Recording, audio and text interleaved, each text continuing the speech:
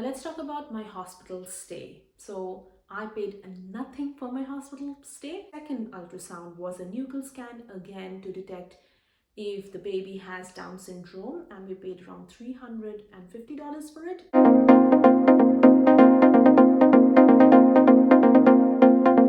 Hi guys, welcome back to my channel. My name is Neha and you're watching Immi Australia.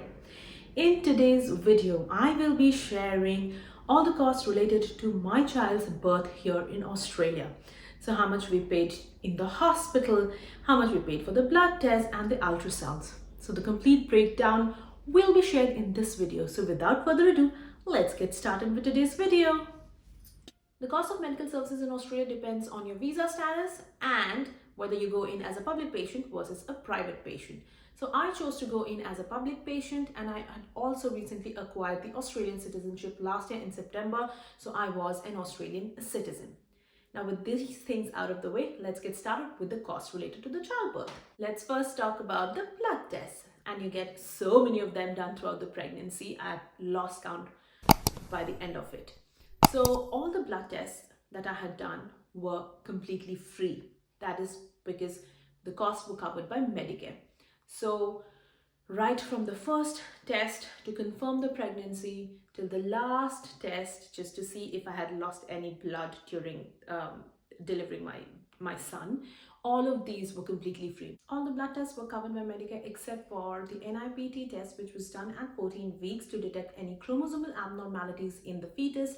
I think we paid about $300 or $325 out of pocket, and only a part of it was covered by Medicare. Now this is a completely optional test, but we opted for it, and hence we were happy to pay the cost out of pocket.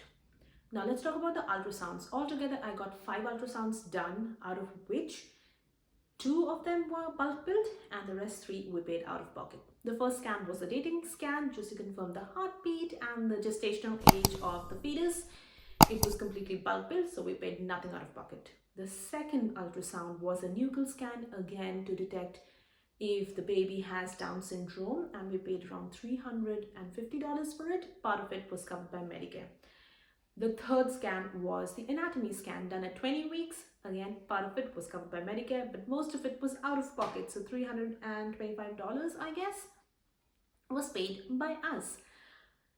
The fourth scan is not a usual scan, but I had some pain in my stomach, so I got it done just to confirm if everything was all right. Thankfully it was, but again we paid around $300 out of pocket for this ultrasound. The last scan was done at the hospital, so I delivered at the women's, and this was the growth scan done at about 35 or 36 weeks to confirm the position of the baby, and this was completely bulk billed and we paid nothing for it. Now let's talk about my hospital stay. So I paid nothing for my hospital stay. I had delivered vaginally and stayed in the hospital for about 3 nights and 4 days in a shared room. So there was one other patient with me in the room, and we paid nothing for the stay or the food.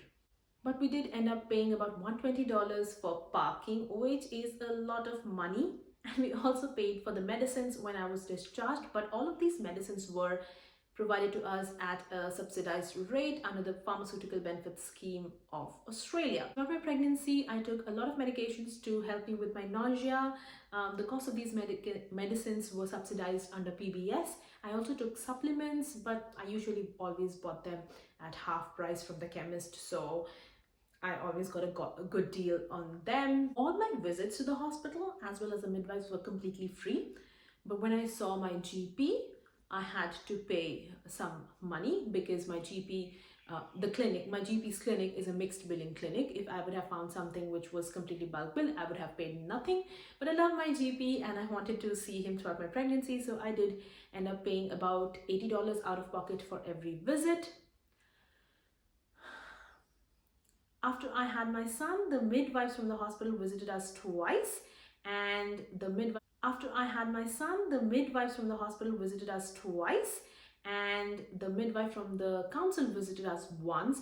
And I really love this thing about delivering here in Australia, because when you just had a baby, everything is out of whack. You are tired, the baby is tired, you have so much pain, you don't want to go to the hospital.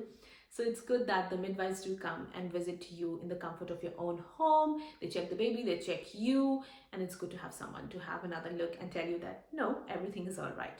So these were all the costs, I think, related to the birth of my son here in Australia. We didn't pay a lot of money, which I am quite happy about, and I'm thankful to be in this country.